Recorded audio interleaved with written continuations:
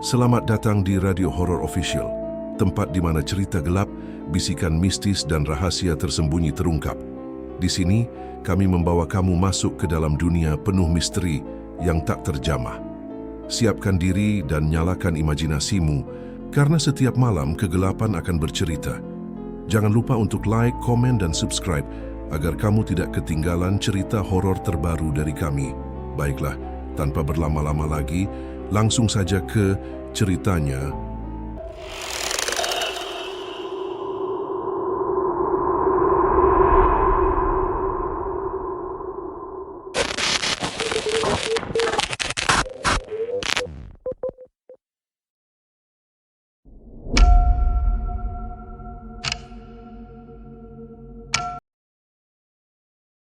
Fahri, seorang remaja 16 tahun, tiba di sebuah pesantren tua yang terletak di pinggiran kota kecil Jawa Tengah.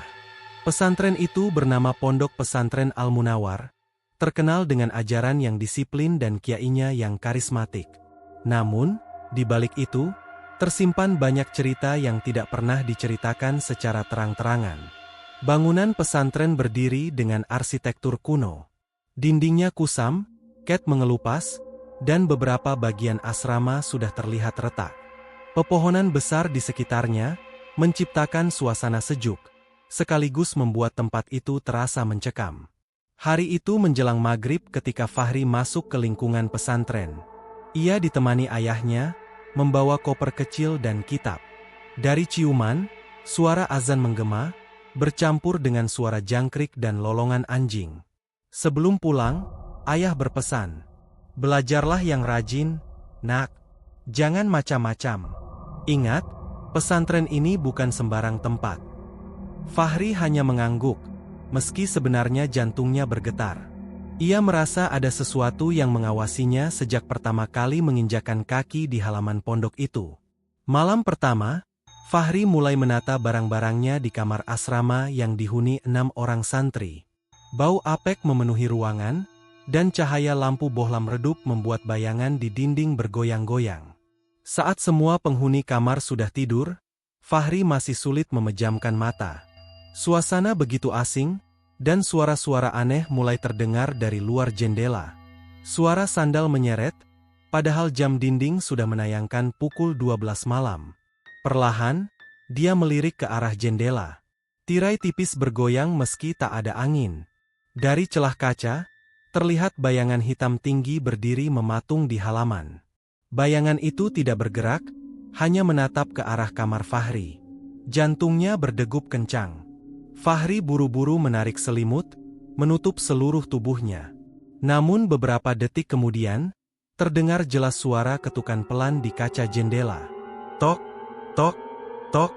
Dengan gemetar, Fahri membuka sedikit selimutnya dan mengintip. Namun, saat menoleh, bayangan itu sudah tidak ada. Yang tertinggal hanya jejak basah di lantai luar jendela, seperti bekas telapak kaki yang mengarah ke kamar. Pagi hari pertama, setelah subuh berjamaah, Fahri mulai berkenalan dengan para santri lain. Raut wajah mereka ramah, meski ada beberapa yang tampak dingin dan kurang bersahabat. Di ruang makan sederhana, seorang santri senior bernama Ustadz Hasan mendekati Fahri. Sosoknya tinggi kurus, dengan sorot mata tajam seolah bisa menembus isi hati orang. Ia meletakkan tangannya di bahu Fahri dan berbisik pelan. "Kau santri baru ya? Ingat satu hal, jangan pernah keluar asrama setelah jam 11 malam." Fahri menelan ludah. "Kenapa, Kak?" tanyanya polos. Hasan tidak menjawab langsung. Ia hanya tersenyum miring, lalu menampar bahunya sebelum berjalan pergi. Namun, beberapa santri lain ikut mendengar menimpali. Salah satu dari mereka, Raffi, berbisik dengan wajah pucat. "Itu larangan sejak dulu," katanya. "Ada santri yang sudah lama meninggal, tapi sampai sekarang masih mondar-mandir di halaman. Orang-orang menyebut santri gaib. Dia mencari teman untuk menggantikan dirinya." Fahri mencoba tertawa kecil, meski bulu kuduknya meremang. "Ah, masa ya?" Tapi Raffi justru menunduk serius. "Kau kira kami bercanda? Kalau kau mendengar ada suara ngaji lirih dari luar jendela tengah malam, Jangan pernah tengok. Kalau kau tengok, dia akan tahu namamu. Perkataan itu membuat Fahri semakin tidak tenang. Terbayang jelas peristiwa tadi malam, suara sandal berjalan, ketukan di kaca, dan bayangan hitam yang berdiri menatap kamar. Di sela kegelisahan itu, Fahri memperhatikan Hasan dari ketidaknyamanan itu. Santri senior itu memperhatikan lama, seolah tahu apa yang sudah Fahri lihat semalam. Dan dalam sorot matanya, ada pesan yang tidak terucap, jangan sampai kau ikut dipanggil. Malam itu, setelah Isya, para santri sibuk dengan kegiatan mengaji. Fahri berusaha menyesuaikan diri, meski dalam hati masih dihantui cerita tentang santri gaib. Jam dinding di asrama berdentang pukul 11 malam. Lampu-lampu sudah dinyalakan, hanya tersisa cahaya redup dari obo di lorong. Suara dengkuran santri yang kelelahan mengaji terdengar bersahut-sahutan. Fahri yang masih terjaga, tiba-tiba mendengar sesuatu. Suara lirih, seperti orang mengaji dari luar jendela. Alif, Laam, Miim. Bulu kukuknya berdiri. Ia teringat dengan jelas peringatan Raffi pagi tadi. Kalau kau mendengar ada suara ngaji lirih dari luar jendela, jangan pernah tengok. Tapi rasa penasaran lebih kuat daripada rasa takut. Dengan tangan gemetar, Fahri perlahan menoleh ke arah jendela. Di luar sana, samar-samar terlihat siluet seseorang bersarung, duduk bersila, membaca kitab. Namun yang membuat Fahri membeku adalah, wajahnya tidak ada. Hanya permukaan gelap yang kosong, seperti kabut hitam menutupi seluruh permukaan. Suara ngaji itu makin lama makin keras. Terdengar seperti di dalam kepalanya sendiri. Alif, Laam, Miim. Fahri buru-buru menarik selimut, menutup seluruh tubuhnya. Tapi saat itu juga terdengar suara ketukan pelan di kaca jendela kamar. Tok, tok, tok. Ketukan itu disusul suara lirih lain, berbeda dari sebelumnya. Suara itu memanggil namanya, Fahri. Jantung Fahri hampir melompat keluar. Ia menggigit bibir, menahan teriakan. Dalam diam, ia merasakan suhu ruangan tiba-tiba dingin menusuk. Santri yang lain tetap tidur pulas, seolah tak mendengar apa-apa. Ketukan berhenti. Suara ngaji menghilang. Hening. Dengan gemetar, Fahri membuka sedikit selimutnya. Jendela terlihat tertutup rapat, tapi di kaca, samar-samar masih ada bekas sidik jari panjang. Lebih panjang dari jari manusia biasa. Paginya berikutnya, Fahri masih tampak pucat. Ia tidak bisa tidur semalaman, memikirkan suara ngaji dan panggilan aneh di jendela. Saat sarapan, ia mencoba menimbulkan kejadian itu pada Raffi. Namun, Raffi langsung menatap dengan wajah serius. Kau mendengarnya kan? Jangan pernah menoleh lagi. Kau beruntung masih bisa duduk di sini. Sebelum Fahri sempat bertanya lebih jauh, Hasan, santri senior yang pernah memberi peringatan, datang mendekat. Dengan nada berat, ia berkata, kalau kamu ingin selamat di sini, ada satu tempat yang harus benar-benar kamu hindari. Kamar nomor 7. Fahri menjawab, kenapa? Hasan menunduk sebentar, lalu menjawab lirih. Dulu, ada santri yang tertekan. Malam-malam ia sering menangis sendirian. Sampai akhirnya, dia menggantung diri di kamar itu. Sejak saat itu, siapapun yang menempati kamar 7, tidak pernah bisa bertahan lama. Fahri tercekat. Maksudnya, mati. Hasan tidak menjawab. Ia hanya menghela nafas panjang, lalu berjalan pergi. Malam harinya, rasa penasaran membuat Fahri sulit tidur. Kamar 7 terletak di ujung lorong asrama, tidak jauh dari kamarnya. Saat semua santri terlelap, ia memberanikan diri keluar sebentar. Lorong sepi, hanya diterangi cahaya lampu temaram. Kakinya berhenti tepat di depan pintu kamar nomor 7. Pintu kayunya sudah lapuk, penuh coretan-coretan samar seperti tulisan Arab yang sulit dibaca. Gagang pintunya berkarat, seolah sudah lama tak pernah dibuka. Namun tepat ketika Fahri hendak berbalik, terdengar suara lirih dari dalam kamar itu. Hu, hu, hu. Suara menangis. Tangisan seorang laki-laki muda. Fahri menelan ludah. Ia mundur perlahan. Tapi tiba-tiba, krek. Pintu kamar 7 berderit, terbuka dengan sendirinya. Dari celah pintu yang terbuka, Fahri melihat sebuah sarung tergantung di balok kayu langit-langit kamar. Sarung itu perlahan menyebar, seolah-olah masih digunakan seseorang untuk menggantungkan diri. Dan dari sudut gelap kamar, sepasang mata merah menyala menatap ke arah Fahri. Sejak kejadian di depan kamar nomor 7, Fahri semakin gelisah. Setiap malam, ia merasa ada yang memperhatikan dari ujung lorong. Santri lain seolah-olah tidak menyadari apa-apa, seolah-olah mereka sudah terbiasa dengan kehadiran itu. Malam Jumat tiba. Setelah semua kegiatan selesai, para santri kembali ke kamar masing-masing. Sekitar pukul 12 malam, Fahri yang belum bisa tidur mendengar suara langkah kaki di luar. Bukan satu orang, tapi beberapa. Suara sandal menyeret itu terdengar bergerombol, menuju ke belakang pesantren. Penasaran, Fahri mengintip dari celah jendela. Ia melihat beberapa santri berjalan dengan wajah kosong, mata mereka sayu seperti orang kesurupan. Mereka membawa kitab dan lilin, musala kecil tua di belakang pesantren, musala yang selama ini jarang dipakai.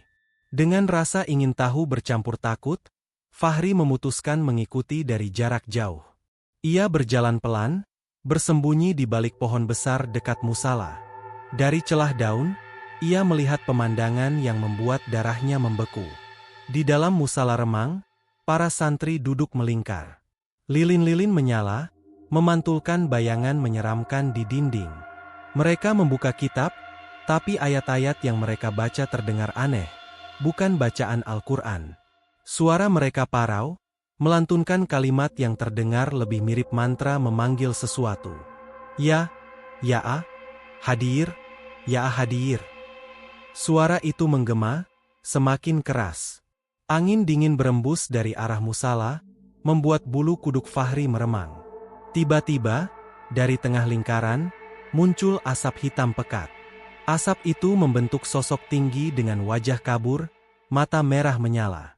Santri-santri yang duduk melingkar tetap menggumamkan mantra, seolah-olah mereka tidak sadar apa yang dipanggil telah datang. Fahri tertegun, hampir menjerit. Tapi sosok hitam itu tiba-tiba menoleh ke arah tempat persembunyian Fahri. Mata merahnya menembus gelap, menatap lurus ke arah pohon tempat Fahri berdiri. Fahri langsung menutup mulut dengan tangan, menahan napas. Jantungnya berdegup kencang. Sosok itu bergerak maju selangkah, lalu hilang di telan asap.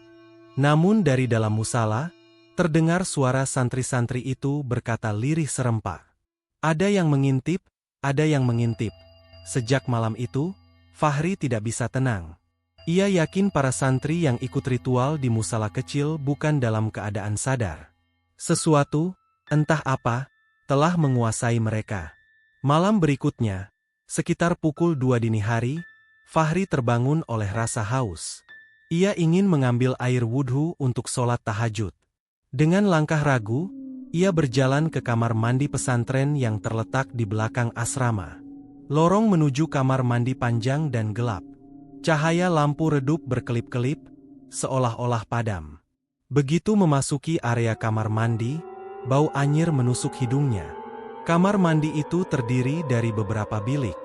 Air menetes dari keran, menimbulkan suara tik, tik, tik, yang membuat suasana semakin mencekam. Fahri berdiri di depan cermin panjang yang sudah buram. Ia membasuh muka, mencoba menenangkan diri. Namun ketika menatap ke cermin, darahnya serasa berhenti mengalir. Bayangan di cermin bukan dirinya. Di pantulan itu, ia melihat wajahnya sendiri, tapi cetak, dengan mata hitam legam, mulut robek hingga telinga.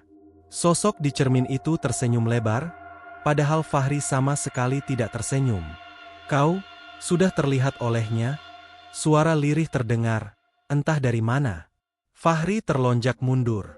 Pada saat itu juga, dari salah satu bilik kamar mandi terdengar suara ketukan keras. Dum, dum, dum. Pintu bilik berguncang hebat, seperti ada sesuatu yang berusaha keluar. Fahri panik, ia berlari menuju pintu keluar kamar mandi. Namun langkahnya terhenti ketika terdengar suara seretan, seperti kain basah diseret di lantai. Mungkin dia kembali. Dari bilik paling ujung, pintu yang tadinya tertutup kini terbuka pelan. Udara mengalir deras dari dalamnya. Dan di sana, Fahri melihat sosok santri dengan leher terikat sarung basah. Kepalanya menunduk, berjalan terseok-seok ke arahnya. Air menetes dari tubuhnya, meninggalkan jejak basah di lantai. Sosok itu mengangkat wajahnya perlahan, menatap Fahri dengan mata kosong, lalu berbisik parau. "Giliranmu, masuk kamar 7." Seusai subuh, suasana pesantren mendadak gempar. Seorang santri baru bernama Halim dinyatakan hilang. Tempat tidurnya kosong, tapi barang-barangnya masih rapi di rak. Para ustadz menenangkan para santri, mengatakan mungkin Halim kabur pulang tanpa izin. Namun, bisik-bisik lain segera menyebar.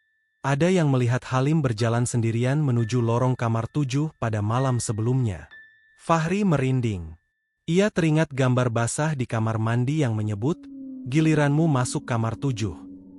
Jangan-jangan Halim yang lebih dulu dipanggil. Siangnya, Fahri memberanikan diri mendekati kamar 7. Pintu kayu itu tetap tertutup rapat, tapi di bawahnya terlihat udara merembes keluar, berbau busuk seperti bangkai. Fahri menunduk, mencoba mengintip dari celah pintu. Gelap. Namun samar-samar ia melihat sebuah bayangan tergantung, berputar perlahan. "Fahri!" Suara keras membuatnya kaget. Ternyata Hasan, santri senior, berdiri di belakangnya dengan wajah murka. "Kau gila? Jangan pernah mendekati kamar ini." Fahri menjawab, jantungnya berdegup kencang. Hasan menarik lengannya kuat-kuat, membawanya menjauh dari kamar itu. Di lorong, Hasan berbisik dengan nada tegas. "Kamar itu sudah memilih korbannya. Jika kau nekat, kau akan ikut menghilang seperti Halim. Dengarkan aku, jangan sampai kau ikut terlibat." Fahri ingin bertanya lebih jauh, tapi memunculkan mata Hasan terlalu menakutkan. Tampaknya ada hal besar yang ia sembunyikan. Malam harinya, keresahan semakin menjadi. Di dalam tidurnya yang gelisah, Fahri bermimpi melihat Halim. Tubuh temannya tergantung di kamar 7. Wajahnya membiru, matanya memelotot. Namun bibirnya terus bergerak, seolah-olah mengucapkan sesuatu yang tidak terdengar. Saat Fahri mendekat ke dalam mimpi itu, barulah ia mendengar bisikan lemah. "Kitab, cari, kitab." Tiba-tiba, tubuh Halim yang tergantung tiba-tiba menoleh langsung ke arah Fahri. Dari mulutnya keluar suara menggelegar. "Sebelum mereka menemukanmu." Fahri terbangun dengan napas terengah-engah. Di telinga masih terngiang jelas suara itu. Sejak mimpi tentang Halim, hati Fahri tidak pernah tenang. Kata-kata, "kitab, cari, kitab," terus terngiang di telinga. Apa maksudnya? Siang itu, setelah jam belajar usai, Fahri memberanikan diri pergi ke perpustakaan pesantren. Bangunannya tua, jarang dipakai, dan sebagian besar raknya dipenuhi kitab berdebu. Lampu kuning temaram menambah suasana sunyi mencekam. Fahri menelusuri rak demi rak, hingga langkahnya berhenti di sudut ruangan. Ada sebuah kitab tebal bersapul hitam, terselip di antara kitab lain. Sampulnya penuh debu, namun di bagian depannya terdapat tulisan Arab berwarna merah samar, Al-Barzah Al-Aswad. Begitu Fahri menyentuh kitab itu, hawa dingin menusuk tubuhnya. Ia membuka halaman pertama, bukan doa biasa yang tertulis, melainkan rangkaian kalimat aneh seperti mantra. Di salah satu halaman, ada tulisan besar. "Jangan sekali-kali membuka pintu ke-7, kecuali untuk tumbal." Fahri tercekat. Kata, "pintu ke-7, jelas mengingatkannya pada kamar 7. Saat ia terus membaca, halaman berikutnya menampilkan gambar-gambar aneh. Ritual lingkaran, sosok hitam bersorban, dan barisan santri dengan mata kosong. Tulisan di bawahnya menjelaskan tentang perjanjian kuno. Agar pesantren tetap ramai dan bertahan, setiap beberapa waktu harus ada santri baru yang diberikan kepada penghuni gaib. Tiba-tiba, Suara langkah kaki terdengar dari arah pintu perpustakaan. Fahri buru-buru menutup kitab itu dan menyelipkannya ke dalam tas. Dari balik rak, ia menyelidiki. Seorang ustadz tua masuk ke perpustakaan. Tapi ada yang aneh. Cara menyalakan kaku, matanya kosong, seolah tidak melihat apapun.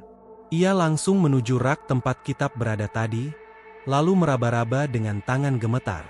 "Siapa yang berani menyentuh kitab itu?" gumam ustadz itu dengan suara parau, meski matanya tetap kosong. Fahri menahan napas. Ia merapat ke rak, berusaha tidak terlihat. Namun sebelum keluar dari perpustakaan, dia mendengar suara lain, entah dari mana asalnya. Suara itu dalam, menggema, bagaikan dari balik tanah. "Fahri, kau sudah dipilih." Sekujur tubuhnya dingin. Ia sadar, kini dirinya berada di jalur yang sama dengan Halim malam itu. Fahri tidak bisa tidur. Kitab hitam yang ia temukan masih tersembunyi di bawah bantalnya. Kata-kata di dalamnya terus terbayang, pintu ketujuh, tumbal. Menjelang tengah malam, saat semua santri terlelap, Fahri mendengar suara ketukan pelan di pintu kamarnya. Tok, tok, tok. Ia ragu untuk membuka, tapi dorongan aneh membuatnya berdiri. Saat pintu dibuka, tidak ada siapapun. Hanya lorong gelap dan dingin menusuk.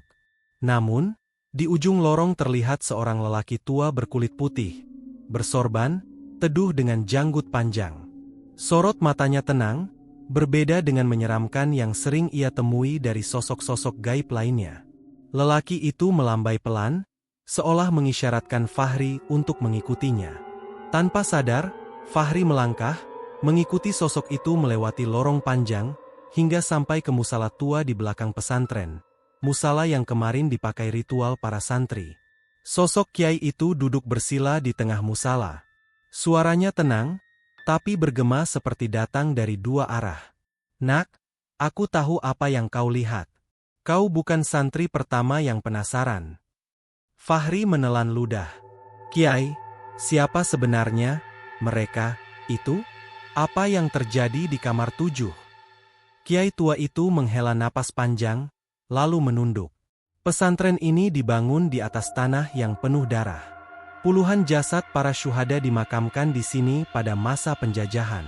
Tapi, ada sebagian yang tidak ikhlas. Ruh mereka gentayangan, marah, menuntut balasan. Para kiai terdahulu membuat agar pesantren tetap hidup, setiap beberapa tahun, harus ada santri baru yang dipersembahkan. Fahri bergidik ngeri. Tapi, ustadz-ustadz di sini tahu semua ini. Kiai itu diperhatikan tajam.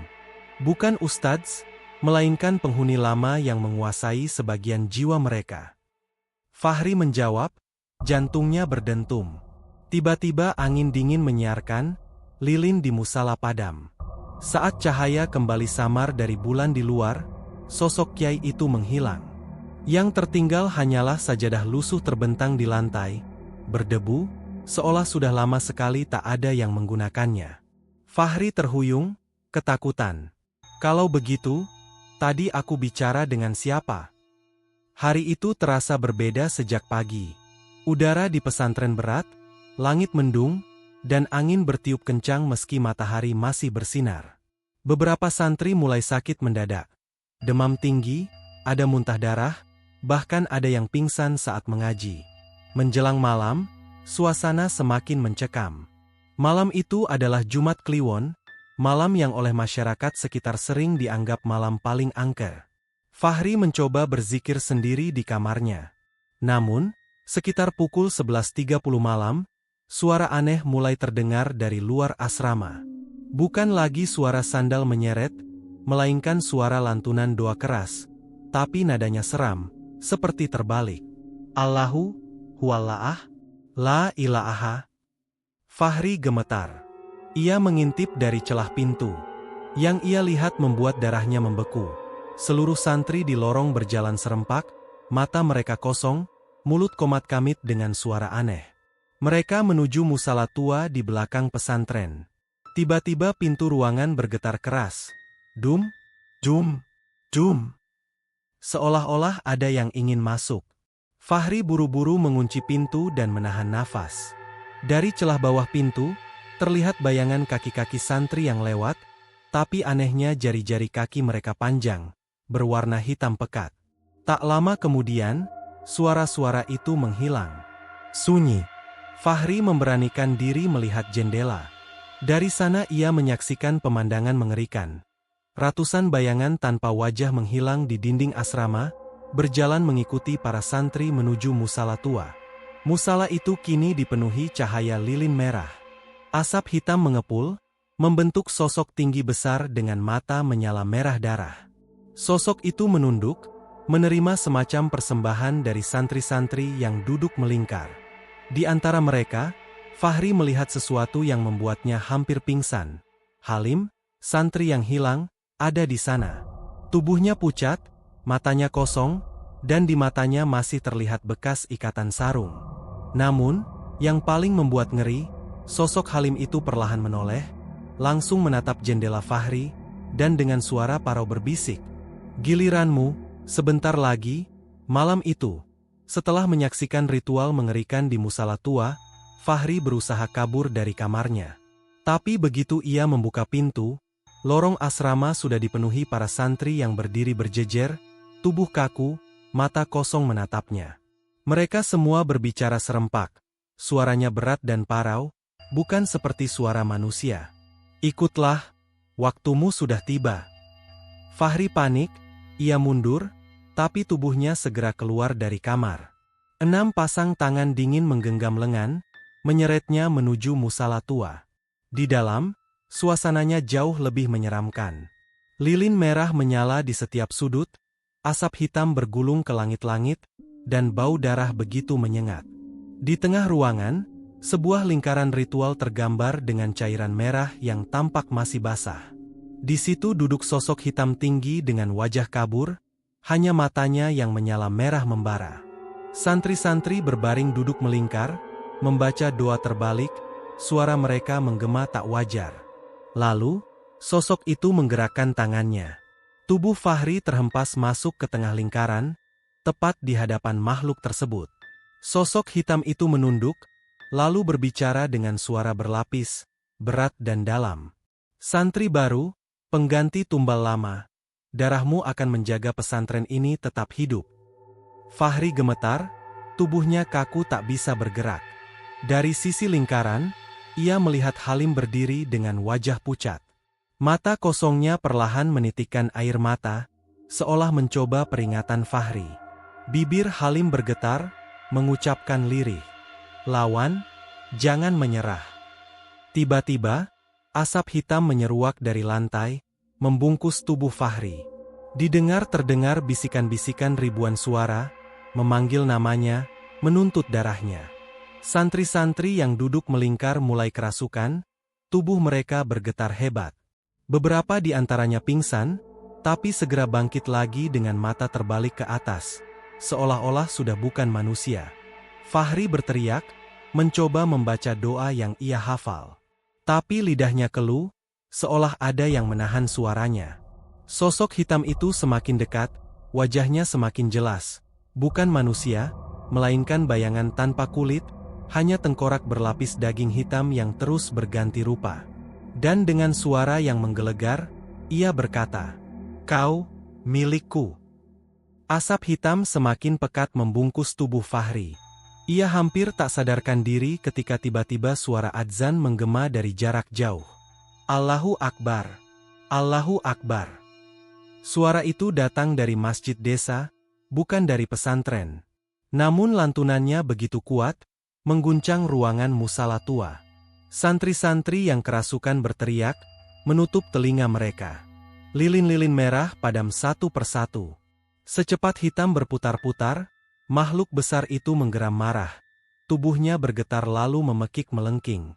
Dalam kekacauan itu, sosok Halim tiba-tiba mendorong Fahri keluar dari lingkaran. Wajahnya penuh air mata. "Pergilah, Fahri. Jangan biarkan dirimu jadi seperti aku." Tubuh Halim kemudian tersedot ke dalam asap hitam, dan sesaat sebelum menghilang, terdengar teriakannya yang memilukan. Fahri mendaki, mencoba keluar dari musala tua. Tapi pintunya tertutup rapat.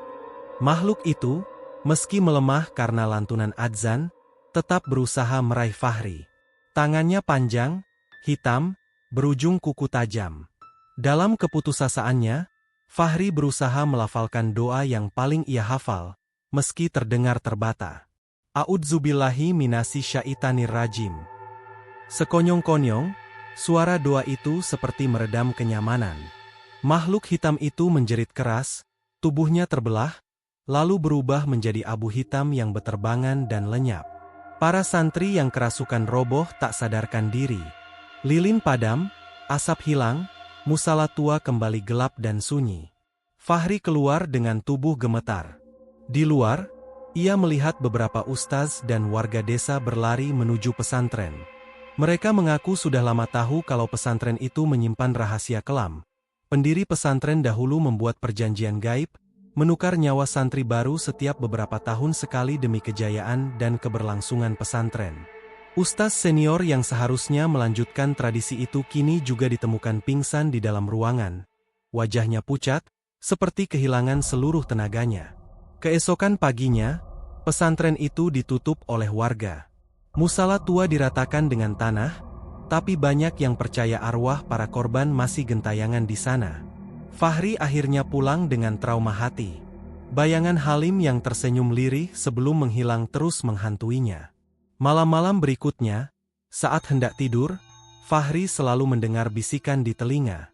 "Jangan lupa, aku menolongmu." Bisikan itu jelas suara Halim. Dan setiap kali Jumat Kliwon tiba, Fahri selalu dihantui mimpi yang sama. Dirinya kembali duduk di lingkaran musala tua, dengan bayangan hitam mengawasi, seolah menunggu giliran tumbal berikutnya. Saudara pendengar, itulah kisah kelam dari sebuah pesantren tua, tempat yang seharusnya jadi wadah menimba ilmu agama, ternyata menyimpan perjanjian gaib penuh darah. Santri-santri baru dijadikan tumbal, agar pesantren tetap berdiri, dan kejayaan para ustaz penjaga tetap bertahan. Meski musala tua itu kini sudah rata dengan tanah, banyak warga sekitar yang mengaku, masih sering mendengar suara santri mengaji di tengah malam, padahal pesantren itu sudah lama ditutup. Ada pula yang melihat sosok seorang anak muda, duduk sendirian di pelataran bekas asrama. Tatapannya kosong, wajahnya pucat, dan ketika didekati, ia hanya tersenyum lirih lalu hilang dalam kegelapan. Konon, itulah arwah Halim, santri yang menjadi korban. Dan Fahri, santri yang selamat dari malam mengerikan itu, hingga kini masih dibayang-bayangi mimpi buruk. Kadang-kadang ia mendengar bisikan samar di telinga. "Giliranmu, belum selesai." Apakah kutukan pesantren itu sudah berakhir? Atau hanya menunggu waktu, hingga darah santri baru kembali jadi tumbal? Wallahu alam. Sampai jumpa di kisah horor berikutnya, di Radio Horor Official. Hati-hati, jangan pernah menyepelekan tempat yang penuh berkah, karena terkadang ada rahasia gelap di balik doa yang terlantun.